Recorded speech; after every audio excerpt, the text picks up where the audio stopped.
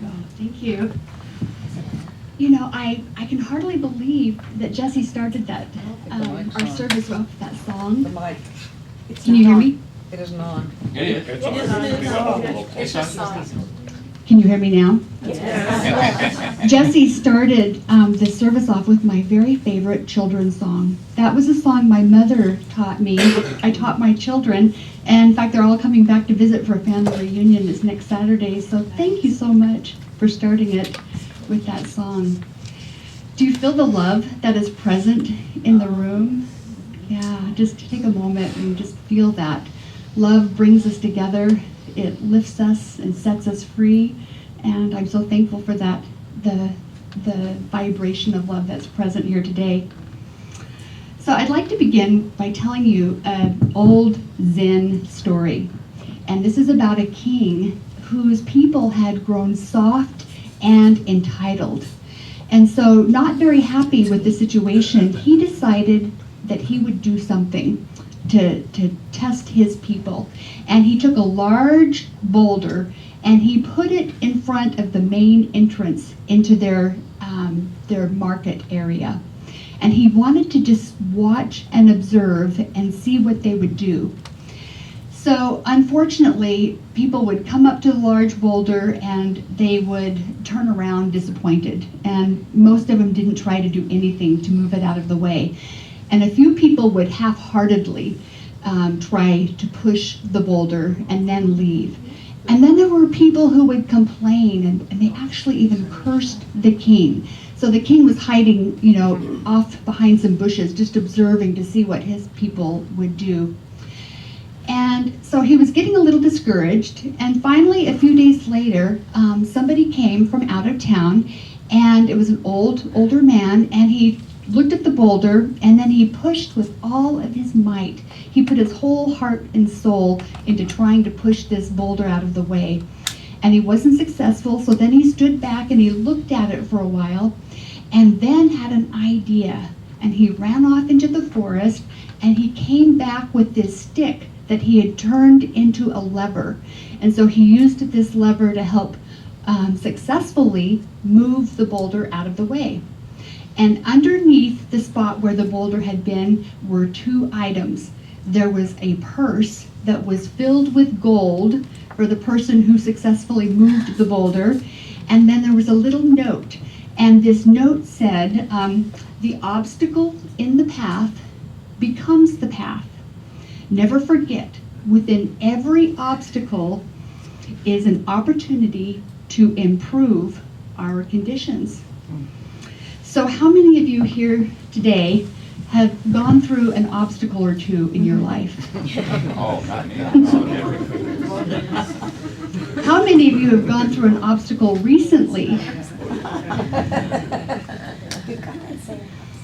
So when you're presented with an obstacle, what is our first inclination? How many of you have prayed for a miracle? Yeah, I have too. So according to A Course in Miracles, a miracle is a change of perception. A change of perception. So as humans, we were meant to strive, we were meant to grow, we were meant to live an expansive life. So from birth until death, we have trillions and trillions of cells that are constantly reproducing and regenerating themselves. So we actually were meant to work, we were meant to sweat, and then to bask in the exhaustion of that accompanies hard work and achievement. Looks like I skipped ahead just a little bit here. So a change of perception. A miracle is a change of perception. And so I'd like to take a moment and just look at that concept of perceptions. Our perceptions are how we understand the world around us. It's how we filter our life's experiences and how we determine what they mean in our life. And just like those ancients who accomplished great and mighty things, we too can learn to master our perceptions. And it takes a lot of skill and discipline to correct those pesky, faulty perceptions, to be able to separate reliable perceptions from unreliable perceptions, to be able to filter out prejudices, expectations, and fear. But finely tuned perceptions have the ability to recognize the possibilities that are inherent in every single circumstance and situation. And it's an incredible advantage to have in life. So by shifting our perceptions, we can turn obstacles into assets. Are any of you familiar of an individual whose name was Reuben Hurricane Carter? He lived during the 60s, and he was on his way to winning a champion. Yes, he was a boxer. He was a mid-weight boxer and was very successful. Well, there was a triple murder, and he was accused of that crime, but he was innocent. He did not commit that crime. And there was a really quickly rushed jury at trial for him, and he was pronounced guilty, and he was given 3 life sentences as a result. It was a pretty dizzying fall from the heights of success all the way down to life in prison. And when the day came to show up for his prison sentence, he arrived and he was dressed in a very expensive custom-made suit. He had a $5,000 gold ring on, and then he also had an expensive gold watch. He was waiting in line to be processed into this prison, and he asked that to be able to talk to the person in charge, the warden of the whole prison. And so they brought him to him, and instead of breaking down, he made this remarkable comment. He said, "I know that you had nothing to do with the injustice that brought me here today, but I'm willing to stay here until I get out." And then he went on to say that even though his physical freedoms were being taken, he would never ever give up the freedom of his choice and freedoms that were innate to him. He said that he would always maintain that he had choices and that he was in control of certain parts of his life. So he said that he would not have visitors, he would not dress in prison clothes, and that he would not work in the commissary to make his sentence lighter. He wouldn't show up for any review boards. Instead, he would use every single minute of his time reading and studying books, and that's what he did. He used every second of his energy to make himself a better person and to learn as much as he could. He said, "They hadn't ruined my life. They just put me somewhere where I didn't deserve to be, and I did not intend to stay there." And he said that his goal was, when he left that prison, and he knew he would leave a better person than when he came. So he studied law, he studied philosophy, he read from the great books of the world, and used his time that way. Well, he was there for 19 years. And finally, he was able to they had another trial and realized that he was innocent, and he left. Now, when he left, he just simply walked away. He didn't file suit for wrongdoing. He didn't ask for an apology. He didn't try to recover any damages, because he said that if he were to have done that, that would imply that they took something from him, which had never been the case. He said he didn't feel like he was owed anything. He said even in the dark depths of solitary confinement, he had always had the ability to choose, and that he was in control of a certain aspect of himself. So he said that he determined up front that this experience would not harm him in any way. He said, I might not have wanted it to happen, and he was furious that it had happened, but I decide how it will affect me, and no one has that right. So we each decide what we will make of every single thing that happens to us in our life. Our perceptions filter the event and decide how we're going to respond. We could be thrown in jail. We could have everything taken away from us as far as our physical possessions, but no one can ever control our thoughts, our beliefs, or our reactions. We are never completely powerless.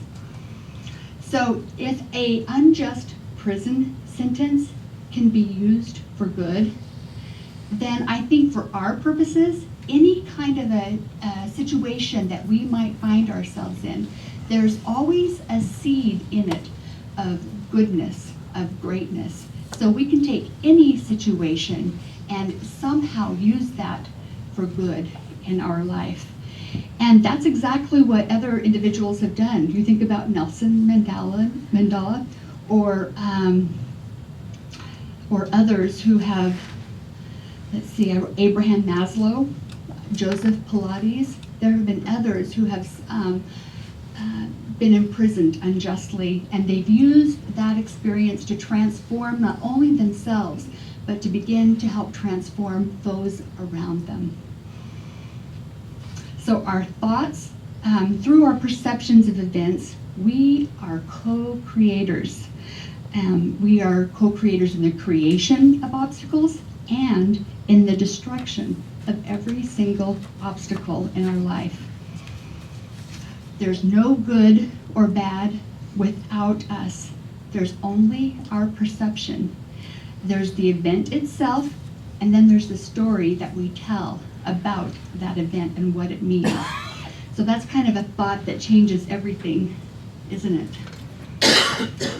How many of you have read are familiar with Marcus Aurelius?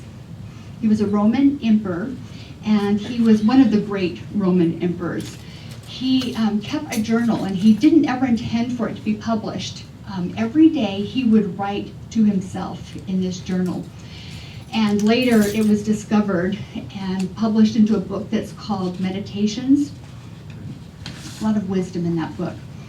And in it he writes, choose not to be harmed and you won't feel harmed.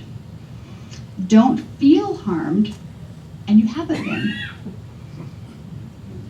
So did you know that you could have perceptions, that you could tune your perceptions to the point that you possessed obstacle immunity?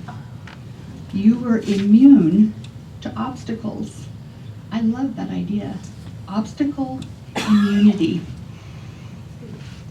So imagine having such deep faith in your ability to access the greater power within, that you knew that you would access it and that you would call it forth, and no matter what was before you, you would turn it into good, that something good would become of it. That's obstacle immunity. And there's an individual that possesses it. I recently read about him. He is a Navy SEAL, and his name is Jocko Willink. I don't know if any of you are familiar. He's very highly decorated and currently is in charge of all of our special armed forces, all the special units like the Navy SEALs. He's in charge of their training. And whenever something is before him, no matter what it is, he says, good, good, bring it on. And of course he is physically fit, but he says in his training, he says that the brain is more important than any physical ability. He says, in fact, all that brawn stuff, that's from the movies, and it doesn't work. So what do you think he means when he says brains are more important? Thoughts. Your thoughts, yes. He says, first and foremost, your brains, when he says that word brains, it's the ability to guide and use your perceptions, ultimately in the service of higher good, something higher and grander than yourself. So that is obstacle in unity. Marcus Aurelius tells us that the impediment to action advances the action. What stands in the way becomes the way. So whatever we face in life, we have a choice. Will we be blocked by it, or will we somehow use it in service of a higher, greater good? We might not be emperors like Marcus Aurelius, but life is always testing us. It's always challenging us, because we know as we were meant to grow and expand and live a higher, fuller life. So life is always asking us, are you worthy of this opportunity? Can you get past the things that inevitably fall in your way? Will you stand up and show us what you're made of? So plenty of people have answered affirmatively to that question, but there's even a rarer breed of people who not only do they answer affirmatively, they actually get excited about the obstacle that's in front of them.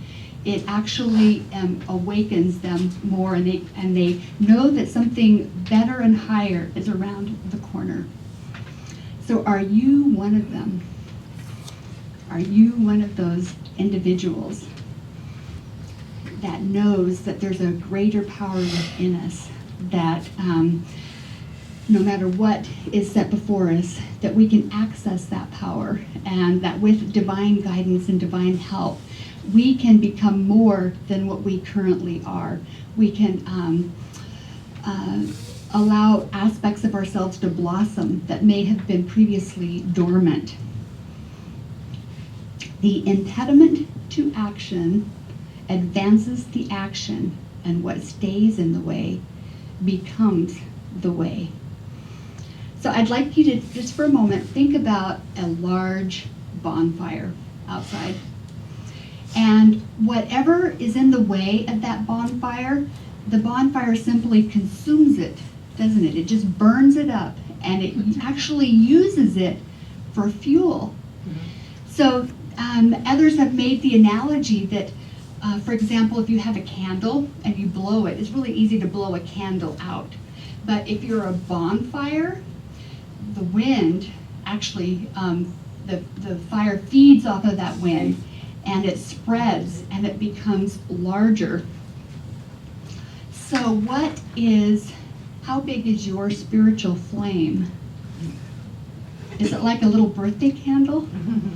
Or have you fanned it and fed it so that it's now a spiritual bonfire, and it simply consumes obstacles that are in its way?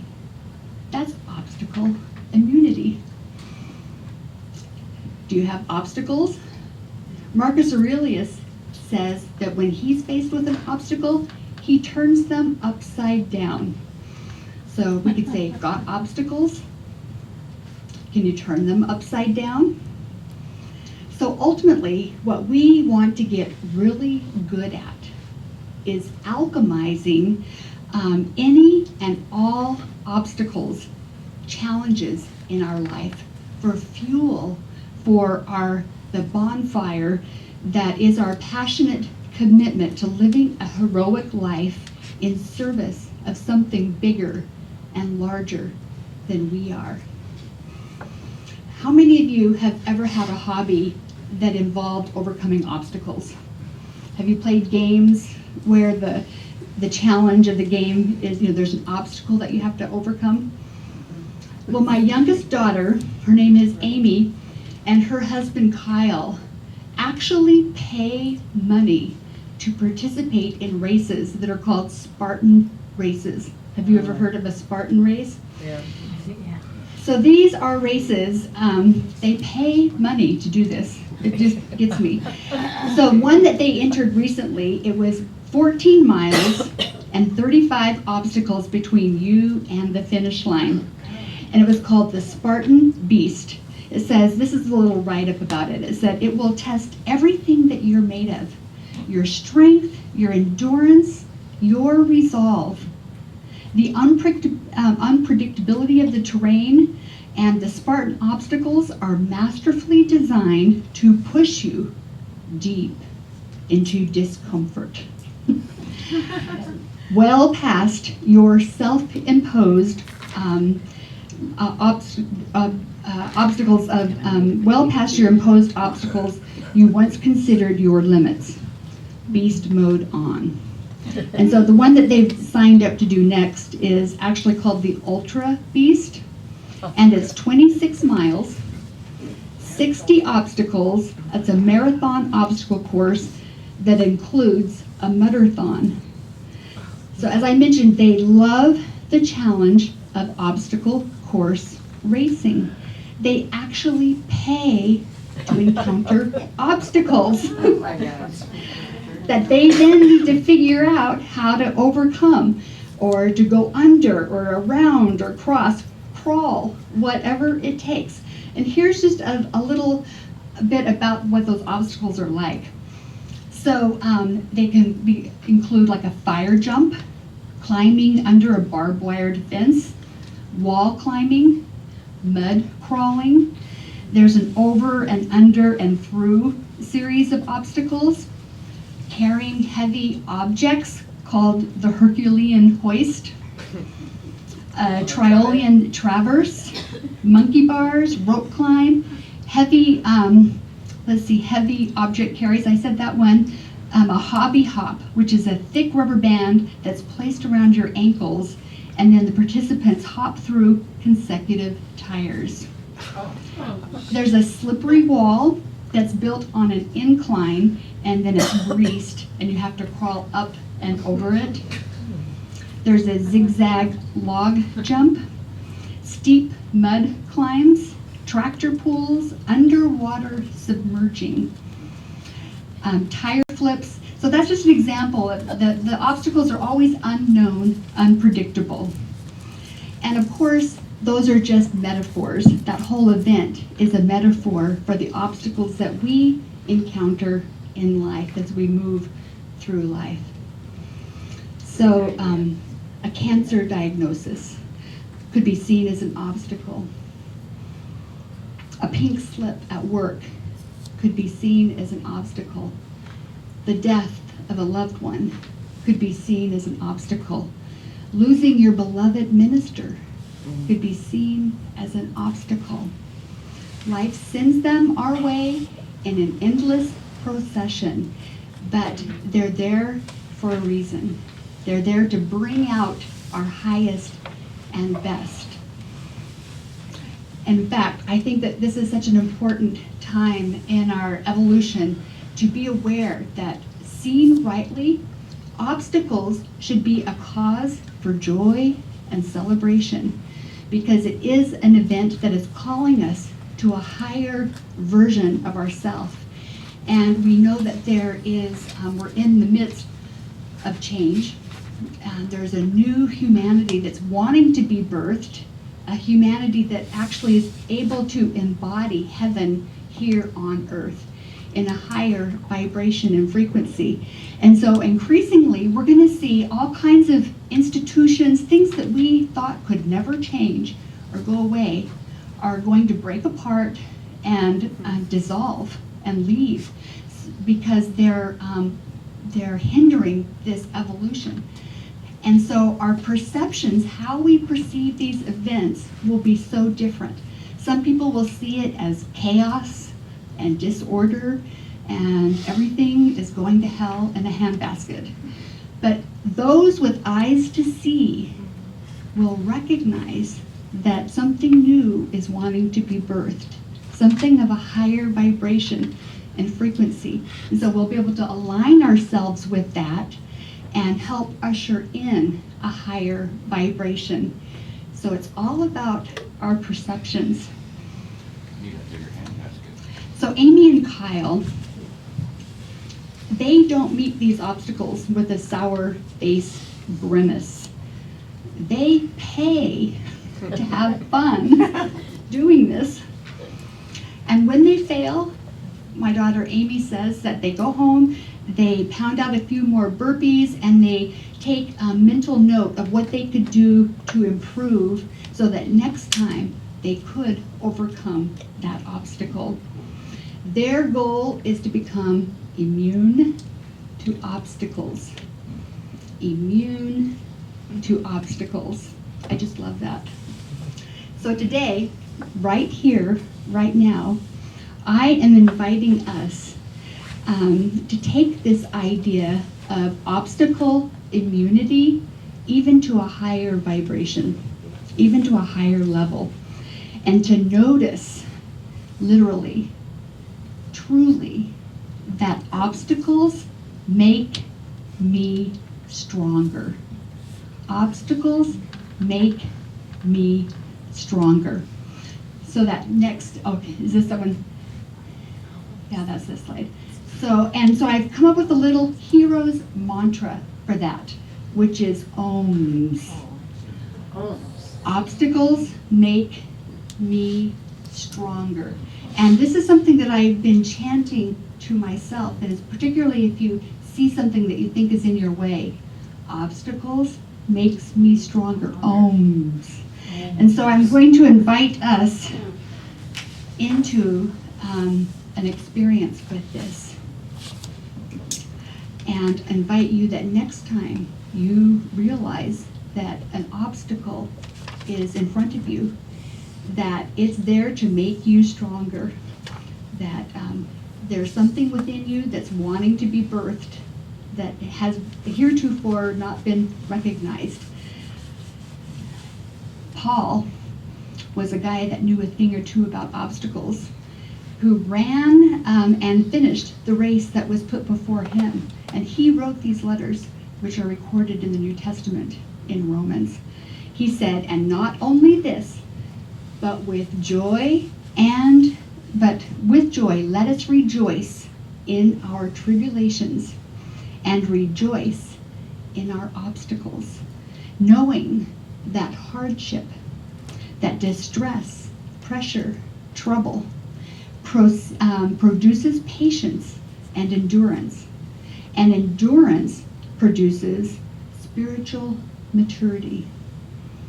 Spiritual maturity and proven character produce hope and confidence and assurance.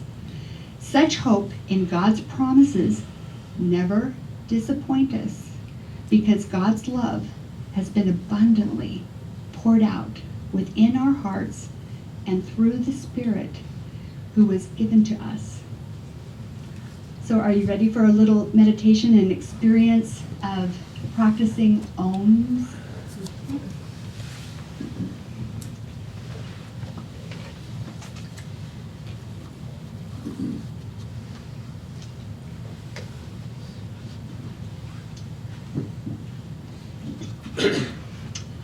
So I invite you to sit up a little bit straighter and put your feet on the floor in front of you.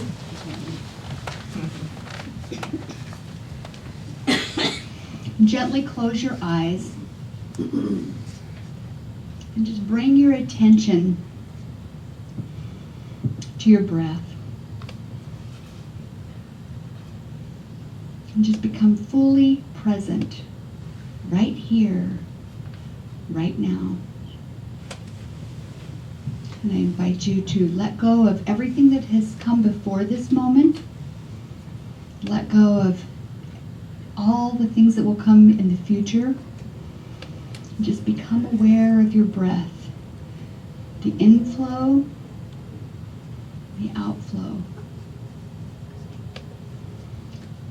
And I invite you to allow your attention to drop from your mind into your heart, into your chest area.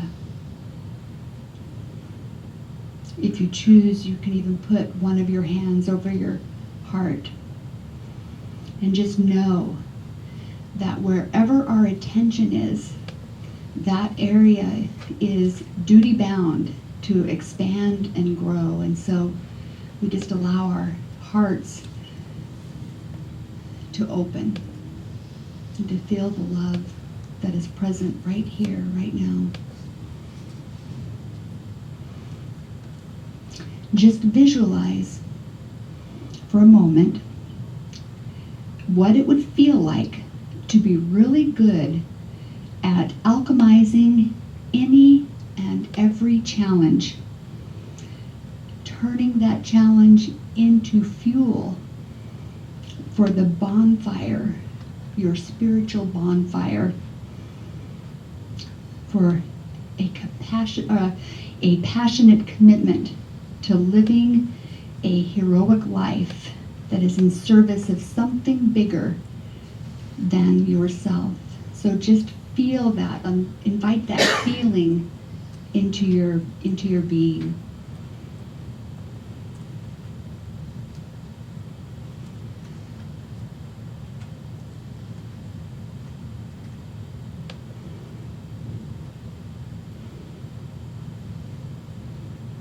So visualize yourself facing an obstacle.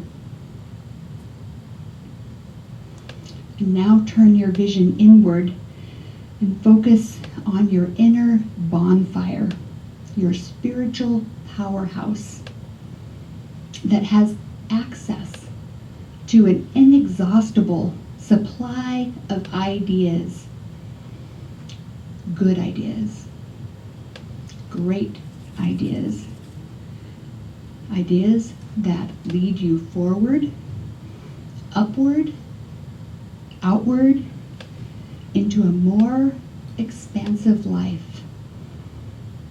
Life more abundant.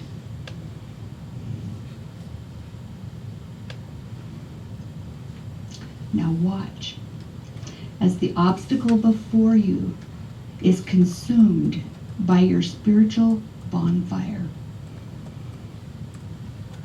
That obstacle literally becomes fuel, growing and strengthening your spiritual bonfire.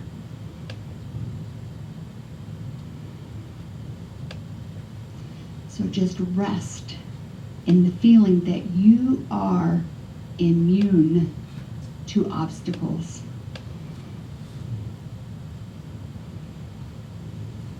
Allow your perceptions, your energetic vibrations, and all of the physical cells in your body to readjust to the truth.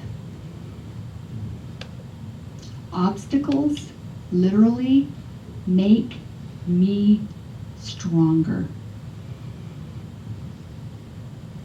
And so now we're going to practice our mantra, OMMS, OMS. So I invite you to say out loud with me 3 times, OMS.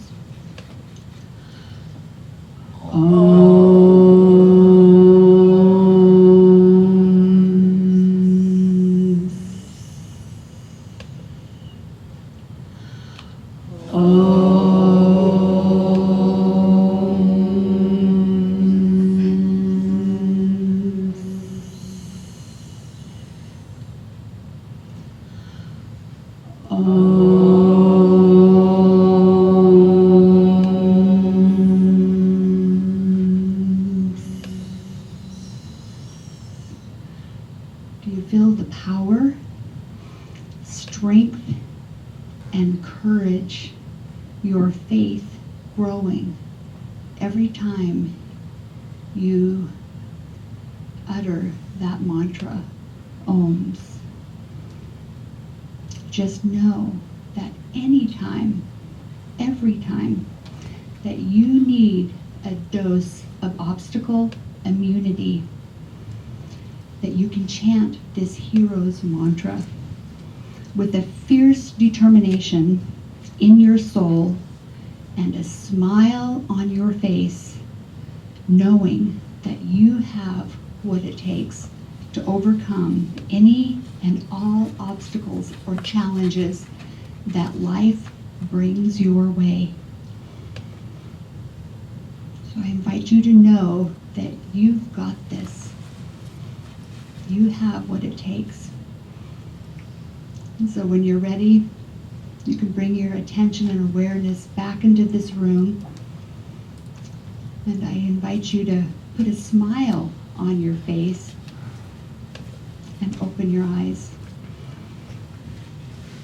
So welcome back. I'd like you to turn to your neighbor and let them know obstacles make me stronger.